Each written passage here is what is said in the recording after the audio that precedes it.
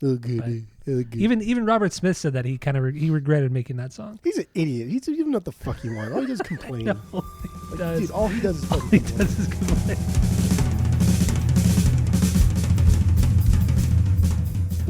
Welcome back to Asinine Radio, a weekly podcast where we talk about music, and, well, that's pretty much it.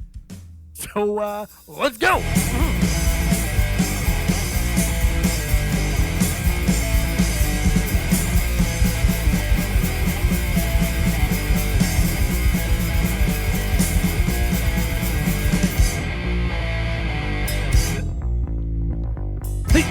Hey. This is Asinine Radio. This is the weekly music podcast where every week we get into a different band, different artist, and we listen to all of their records. We rank them from worst to best. We give our biggest banger if we got them, and we try to have a good time doing it. We normally start with our 6 degrees of Tom DeLonge, but this week it's too easy because we're doing The Cure. So way too easy. Cure or The Cure? The Cure. Cure. The Not Cure. Cure. Not The Cure. No, not Cure. Not The Cure. The Cure. So yeah, my name is Tyler. Way out there, hundreds of miles away, is Jeff. While you're listening, go to Spotify, Apple Podcasts. Follow us on social media at Asinine Radio. Tell your friends, share all the posts, and yeah, we are finishing up Sad Boy season with The Cure. Like I said, not doing Morrissey, not doing the Smiths, but we're doing The Cure, and this has been underwhelming. I'll just say that underwhelming this week. Not bad. But underwhelming. Damn. So yeah, let's get right into it. So 13 Cure records. Yes, we listened to 13 Cure records, so you didn't have to.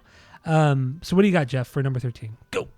Number 13, their worst record, which is still not like terrible, and I didn't feel the need to like turn it off or anything. But The Cure, The Cure's The Cures. The Cure, oh, okay. The Cure by The Cure. Cure. The Cures. The Cure by The Cure.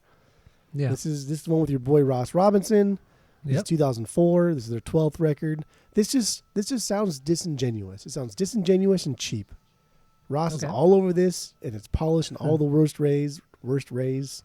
The Cure. See, that's gonna be a tough one. Yeah, that's gonna be a tough one, dude. Like The Cure, I've never been a super sloppy band, but like what they kind of lacked in sheer like musicianship, they made up for with interesting parts and endearing like grooves.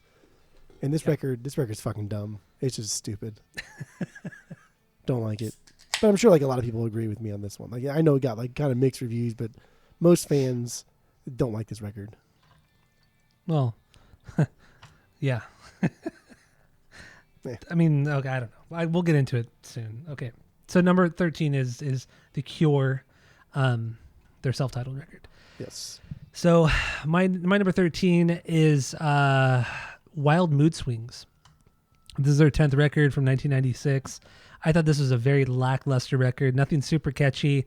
A little over the top in parts. I know like Robert Smith likes to experiment with genres, but it's just too much at certain points.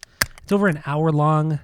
It's just I feel like creatively it just sounds like he's exhausted and he just put out a record to put out a record, and that's pretty much it. His heart didn't really seem in this one. So yeah, Wild Mood Swings is my number 13. I have no banger off this one. So. No banger. Yeah, no banger off the self-titled one. No. So what do you got for number 12? I definitely don't have a banger for all of these. I have a banger for some of these, even ones I don't like. I have a banger from, but not all of these. Yeah. Most of them, yeah. It's like half and half for me. Number 12, 413, Dream. What a cool name for a record. Stupid. Honestly, pretty forgettable. I don't remember much from this one. I just remembered I liked it a little bit more than The Cure. And then that's why I put it here. I don't remember anything from this except for like the song "The Scream." It was pretty chaotic. It was pretty weird. It was pretty wild. It was very like Mars Volta sounding for The Cure. So that was kind of fun. Yeah, even that is like pretty subdued.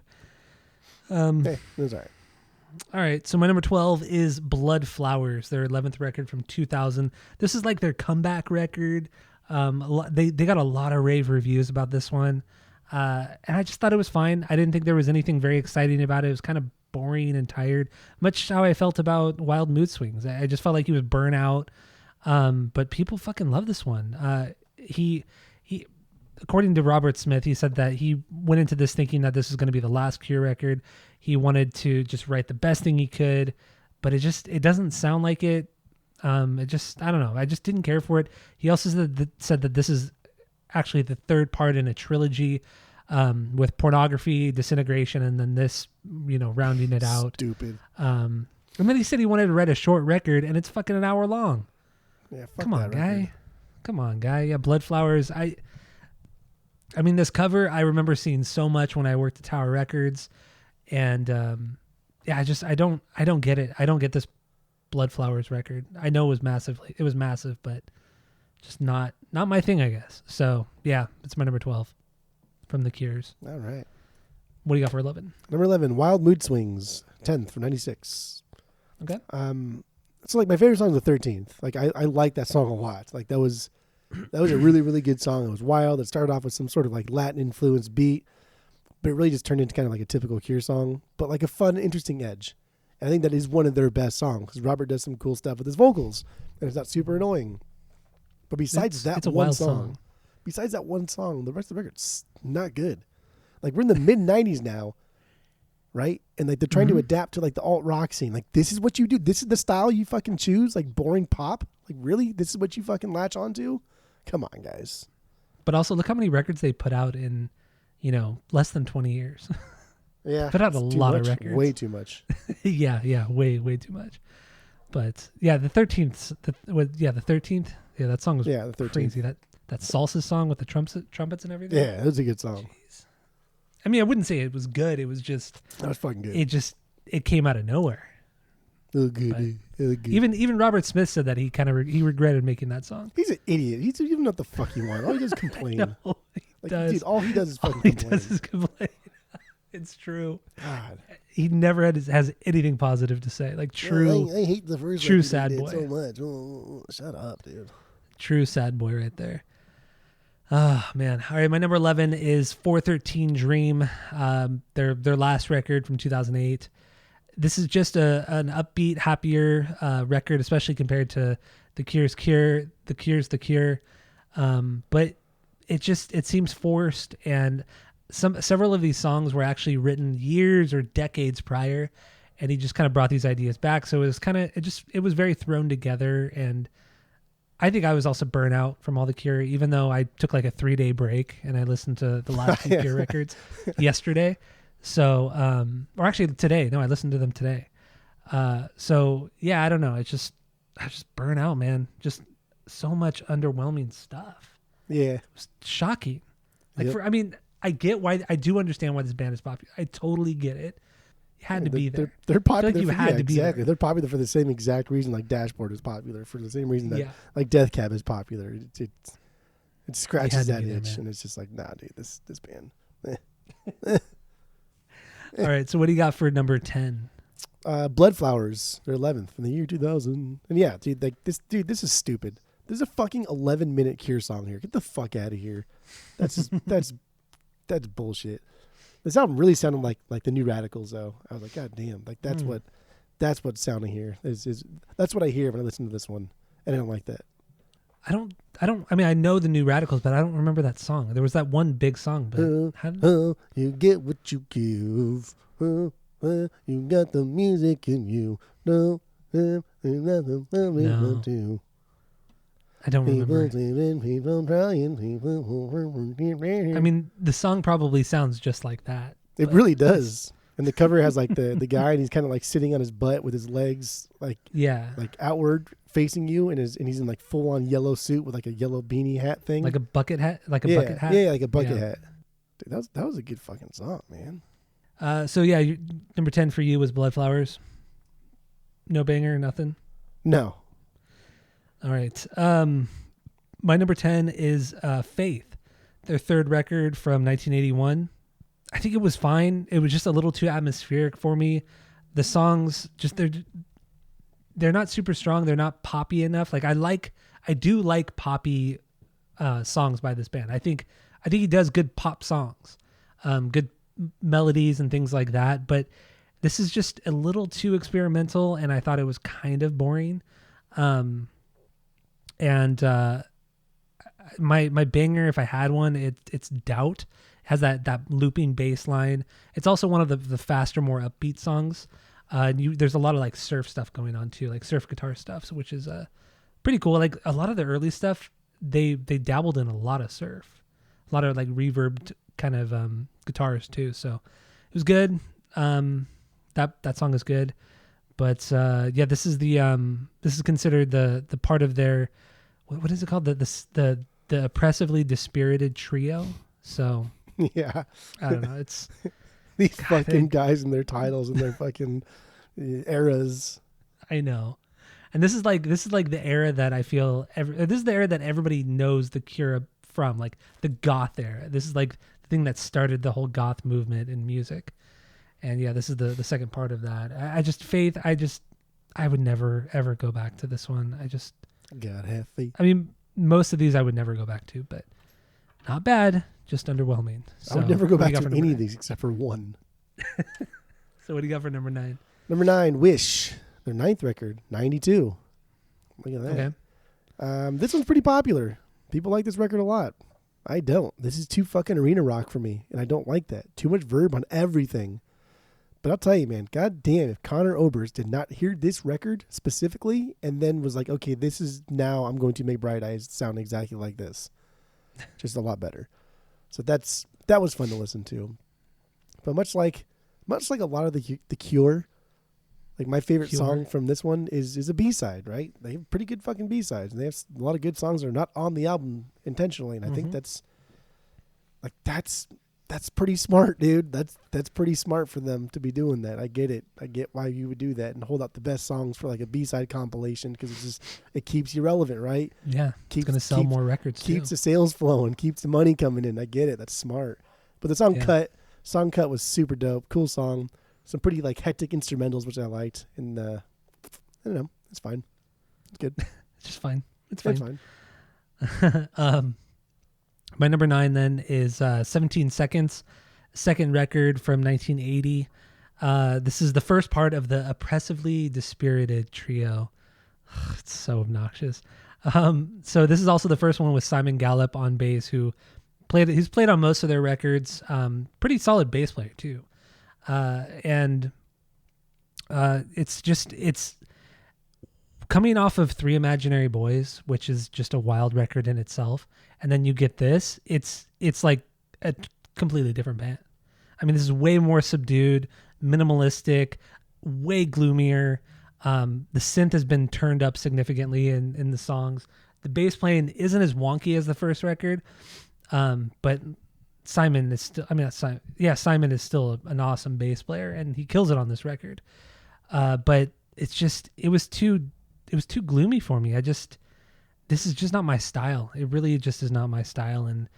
But I do get why people like it. I mean, when you're 14, 15 years old and you discover the Cure and you like you're an emo kid, emo boy or girl, and I get it. I totally get it. Emo kid.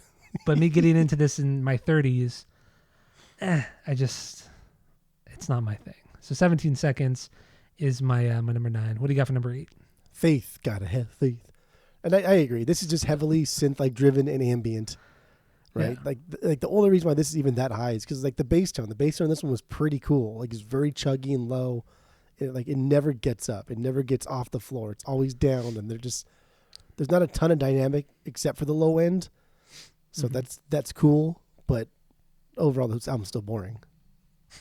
I don't like it. So whatever. Faith. No bangers. Underwhelming. That's the word of this week is underwhelming. Underwhelming. I mean, like the band overall is definitely underwhelming, but they do have some boring fucking records. All right, my number 8 is Wish, 9th record from 92. We just talked about it. I don't think this is a bad album. They dropped a lot of the moody stuff. It's a little bit more pop driven. It's happier, more upbeat. A lot of indie rock stuff here too. I feel like they're trying to like hop on that, because it's like when indie rock was starting. I mean, it was grunge, but also there was a lot of indie rock coming up, and they kind of jumped on that train. And I thought the songs were good, but overall it wasn't memorable. There were no singles that I remember off of this record. And Wish is my number 8. I have no banger. I have nothing really written about this record. It's fucking boring. It's forgettable. Who cares? So what do you got for number 7? Number 7, Three Imaginary Boys. Okay. Their first record. Man, and like we said earlier, Smith hated this record, and it's just because it's interesting. He hates it because he falls short on this one. It's not all about him. This is not a Robert Smith output. This is a band output, and it's quirky, and it's cool, and it's weird, and it's cool to like hear the direction of post-punk going into like new wave, because it's here and it's fun, and I like it. The biggest takeaway was the song Meat Hook. And as soon as this song came on, I thought like, holy shit, dude, this is a song that we recorded. We completely stole this song. Like, it's the exact same scale. Every note, like note for note, it's the exact same thing. Yeah, yeah. So it's pretty wild. And we've never heard this record prior to this week. We've never heard this record. I've never even seen this cover. The cover of this record I've never even seen. Never heard of this title. Nothing. No, I never literally knew nothing about this record. Yeah, do you have anything else? No, you have anything else on that one? That's all. So my number 7 is Kiss Me, Kiss Me, Kiss Me. Please don't. This is their double album from 1987, 7th record, and this is just a really pop-focused record. There's some influence, like, outside, I don't say outside influence, but different. What are you laughing about? I'm just going to brush over how stupid that was. Like, you just not even, can't even acknowledge it. You just said, kiss me, kiss me, kiss me. Please don't. Well, I had no reaction from you. Because I tried not to because it's so fucking stupid. But, like, enough time had passed. I need to, like, acknowledge how stupid that joke was. How terrible that was. It was a terrible joke. I understand that. That's why I said it. But, now I'm totally. No, go ahead. Oh, man. All right. This is just a more pop-focused record, and it drags on for way too long. There's some, like, Indian influence on here, like world influence, which is cool. Like, I get it. You're trying to expand a bit. But the only song that I really like on this record is Just Like Heaven. I just think that's to me is, like, one of their best songs. I think that's just an amazing song. That is my favorite Cure song. Yeah, show me how you do that trick. It's a perfect song, hands down. So that is a perfect song. But man, the rest of the album just does not live up. It doesn't even get close to that song. Not even close. No. But it's not a bad record. It's long, yes, but I do. It's only as high as it is because it's more pop focused. And like I said, I don't really care for the moodier stuff. That stuff is kind of boring. But anyway, yeah, Kiss Me, Kiss Me, Kiss Me, Please Don't is my number 7. Anytime I ever talk about The Cure, if I ever say that the name of that record, I'll always say Please Don't afterwards. And nobody will ever laugh because it's not funny. But then I will laugh. It's not funny. So there we go. That is now set in stone. Oh, man. What are we on? Number 6. Right. Number six. Yeah. Here we go, kids. 17 Seconds. Second album, 1980. This is just a more refined Imaginary Boys. Close to it. I just thought it was, I don't know. I don't even know if it was a little bit better. I listened to it afterwards and ranked it higher, so I don't know. But the song A Forest, I got like crazy Blink vibes here. Very much influential to Hearts All Gone. That was pretty cool. That was fun. So, moving on. What am I at? 6, The Top. That is my number 6. 5th record from 1984. This one, Robert Smith played most of the instruments on this one. It's more experimental. It's psychedelic in parts. The Indian influence is there. It's definitely happier in contrast to the trio albums, which obviously this album came out right after that.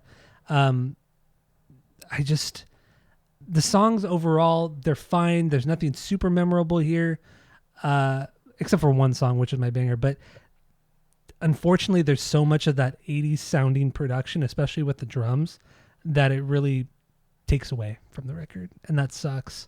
But yeah, Give Me It is my banger.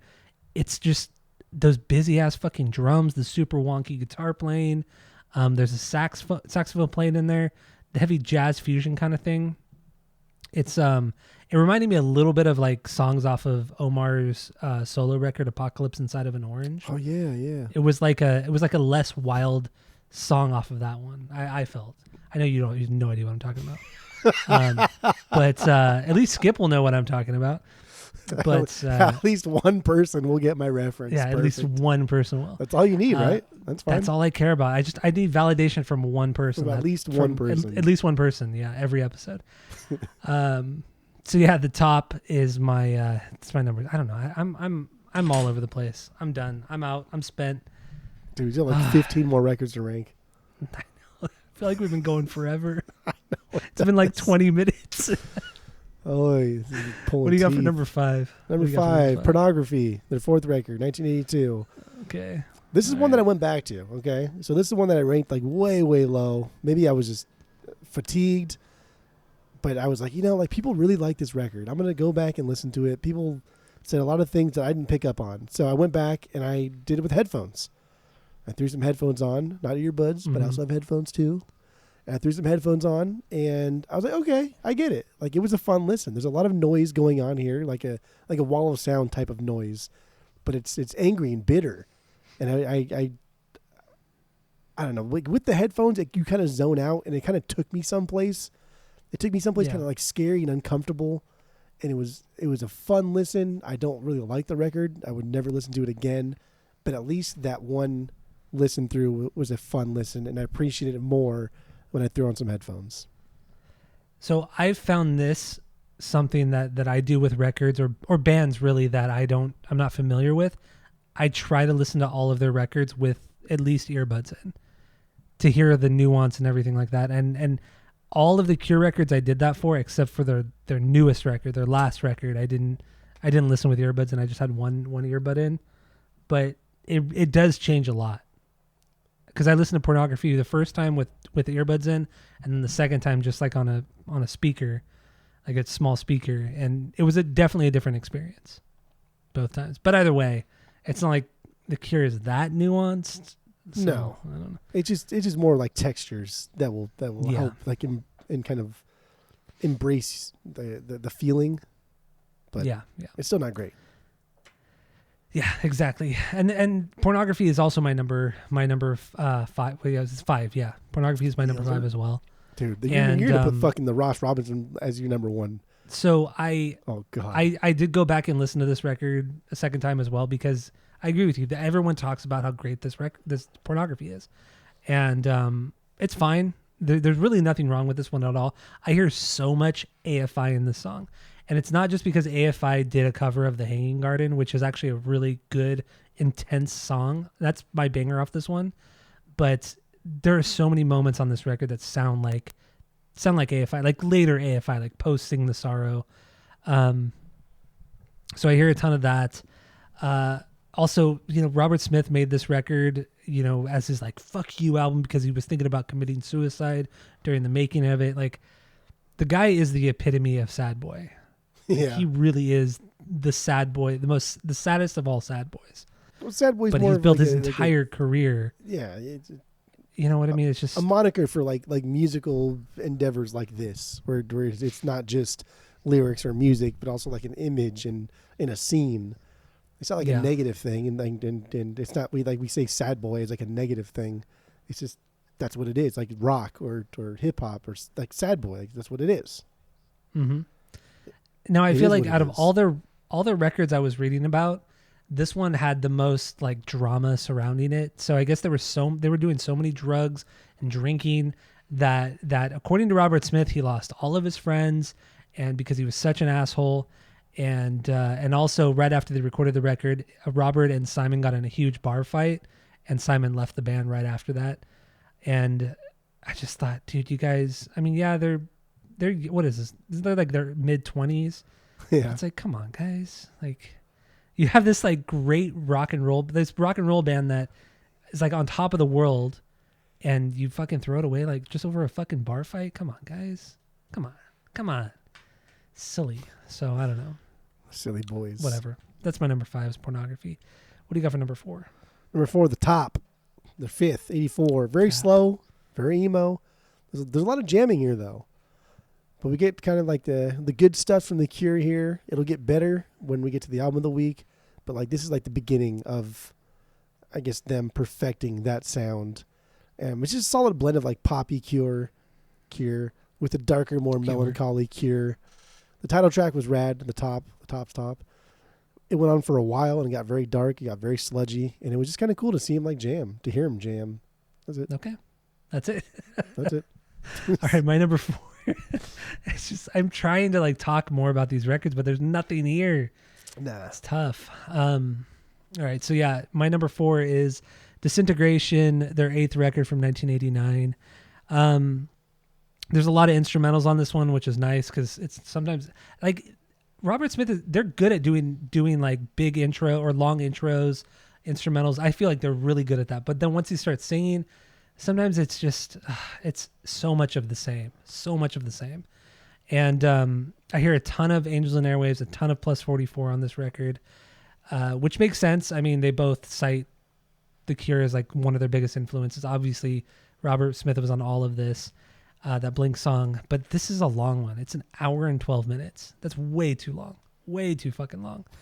And then, just reading more about like the making of this, Robert Smith, he was 29 years old. He was very depressed about turning 30.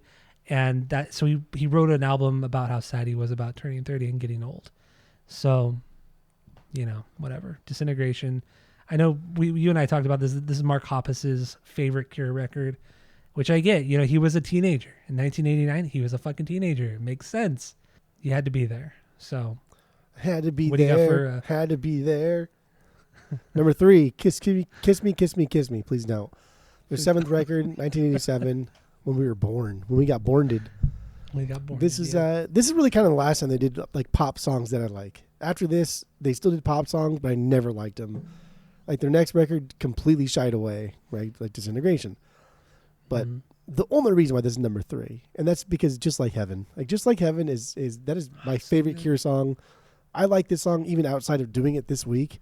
I only really knew like 5 Cure songs, but I really, really, really do like this song like a lot. Mm-hmm. So that's the only reason why it's so high. I would buy the single if there is one. If there was one, I'm sure there is one. Maybe I'll see it one day. I'll definitely pick it up because it's so fucking good. Like it's really, really, really good. I love that song a lot. Yeah, it's a perfect song. Absolutely. It's cool because like Robert like sounds kind of excited and happy there. It's kind of like different from the normal kind of like that we normally get. So it's fun. It is.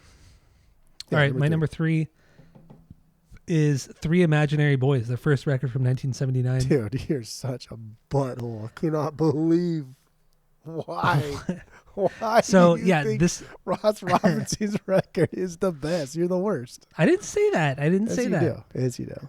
No, I didn't. So yeah, this is their first record. Very, very raw sounding. You could hear that they were inexperienced in the studio and just as songwriters.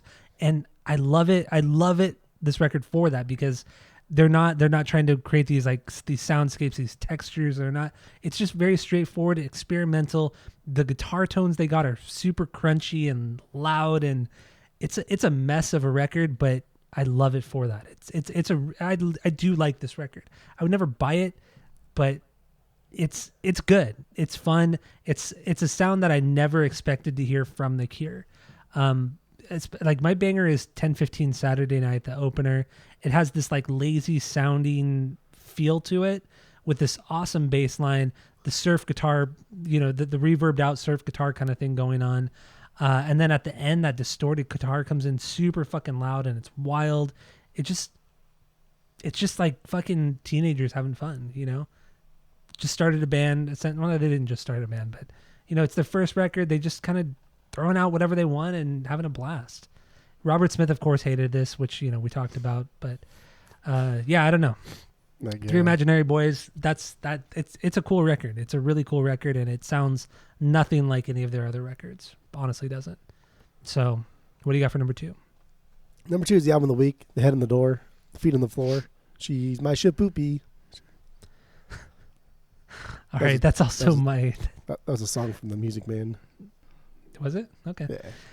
All right, so my number 2 is also The Head on the Door, their the album of the week. So what do you got for number 1?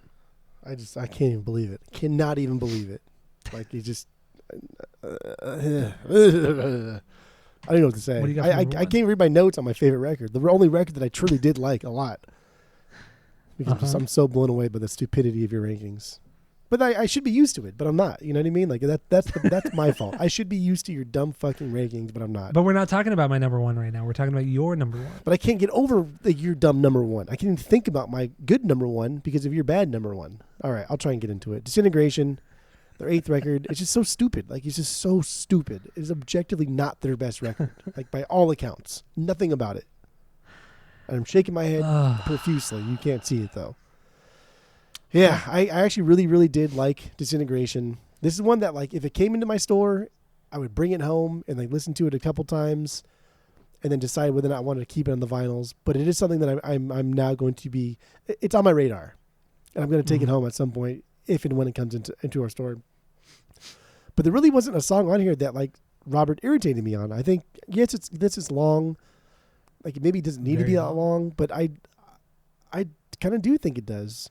And I think Robert knows, like, how to just write a pretty good song in this vein. Like, even his love songs, like, on this record have, like, undertones of sadness, which is kind of like a cool texture, right? Let's make like a Just Like Heaven type song, but make it a little bit sad. But it's not supposed to be sad. But, like, I'm a sad guy, so I'm just going to write a sad song. I think it's really cool. And yeah, like, I probably like it a lot because Mark Hoppus likes it a lot, and it was clearly a fucking direct inspiration for Plus 44. And so that's, like, if The Cure had any kind of more electronic element to their music, it would probably just be Plus 44. Yeah, you're not wrong. You're not wrong there. There it is again. You're not wrong. Yeah, I know. You're not right, but you're not wrong. I do say that a lot too, and that annoys me that I've been called out. So I gotta stop saying that. I will stop saying it. I only noticed it because, like, I was really, really right about something, but it wasn't even like a point I was trying to make. It was just like a good point. Like, oh yeah, you're right. But instead of just saying, oh yeah, you're right, I get it. It's like, no, you're not wrong. And then I noticed it. And now I'm not going to stop noticing it. And now I realize I do say it a lot. It's made me think in my mind about it. And I do say it a lot. So I'm going to stop. I'm good about stopping what I say. What else? You say something else too that you stopped? Well, I'm not going to talk about it. But so that's terrible or something, or that's terrific? No, it was, that's interesting. That's interesting. Like, once you said that, dude, I have never stopped saying something so fucking fast after that. I think I've said it maybe once, and I said it by mistake, and then I quickly fixed my error. I don't like when people say that's fair too, like in conversation, and you have a good point. I do say that too. They go, that's fair. I say it too. They go, that's fair. It's like, dude, come on, like. When you say something like that, you're acknowledging that their point was like, that was a good point, and then you're kind of just ending the conversation. Yeah, it's a conversation ender for sure. Ugh. God, we're so annoying. Humans are annoying. People are annoying. We point out the annoying things in the world. So go ahead with your shitty number one, so I can point out that annoying thing. Yeah. So my number one is The Cure's The Cure. Their fucking 12th record from 2004, and I think this is the biggest jump we've had, between records that, like, from, our lowest ranking to highest ranking. You know what I mean? Oh, that's true, huh? I really did not like this record at all. Anyway, I thought this was such a breath of fresh air from everything we heard, because, I mean, the 80s stuff was cool. The 90s stuff, I thought it was so dull and so boring. And then this comes along, and I guess you can kind of say it's disingenuous because Ross pushed them so hard, but it worked. I felt like he got a great performance from every member, not just Robert, but from every member. He got a great performance. I do like the tones he got. The guitar tones they're crunchy, they're heavy, and the story behind this is that when The Cure is Ross's favorite band of all time, and so he was so excited to produce this record, and he's said, like, even like right after this record came out and up to this day, he says he regrets everything he did when it came to producing this record, because he pushed them way too hard to the point where they hated making this record. They were pissed off at Ross because he was pushing them too hard, and he realized that he made a lot of bad choices. He said that he made a lot of bad choices with this record, but it's, in the end, it made for a good product, a good album, and there's a lot of intense tracks on here, and Robert does things on here vocally and guitar wise that you don't hear on a lot of the shit from the 80s and 90s. You really, really don't. it's unique. And I know you're just hating on it because it's Ross, and I love Ross so much. And I went into this, I did not want to like this record because I wanted to try to prove everyone wrong that I could dislike a Ross record. But this is a good record. It really is a good record. There's some great shit on here. And several years ago, like maybe 3 or 4 years ago, I just had my Spotify playing random songs, and the song Us or Them came on randomly on Spotify. I had no idea it was The Cure. I'd never heard that song before. And I got admitted into this, and I was just into that song, and I was blown away. I didn't even recognize it as The Cure. I had no idea it was. And I looked down, and sure as shit it was. And I didn't never even really realize that Ross did a Cure record, because I just didn't care about The Cure. And that song is so intense. The song Us or Them is so intense. I fucking love it. That's that song and Just Like Heaven, I think, are their best songs. Just Like Heaven is a better song, but Us or Them is a fantastic song. It's a fucking The reason banger. why it came on your fucking Spotify playlist is probably because you're bumping Korn constantly and fucking $3 Korn bill. and Limp Bizkit, And at your the stupid drive-in, fucking of course. other records, and it was like, oh yeah, if you like all that stuff, you'll like this because he does the same fucking thing and makes everything sound exactly the same. But it Boom, doesn't. But what I'm saying is, like, if you put it in the context of the Cure discography, it sounds nothing like it. But it's in a good way. It's in. Yeah, they could have made a It's in hip a hop very record. good It way. would sound nothing like anything else they've done. It doesn't make it good. This is not good at all. That's not what I said. I said that he did something different, but it's something that is actually good. It's not good though. That's where you're It wrong. is good. You're dumb. I think it was fatigue. It was burnout on your Cure listening, and that's fine. You I did this wrong. one today. You're burnout. You were burnout. I was burned out after like the first two. I did listen to this record twice as well. So Oh. yeah. So anyway, Woofers. that's all I got for the Cure. Their the rankings. So yeah, we're gonna get into the main episode. We're gonna get into the Head on the Door from the Cure. So stay tuned and keep listening. Tell all your friends, and that's it. That's all. George Jonathan Davis.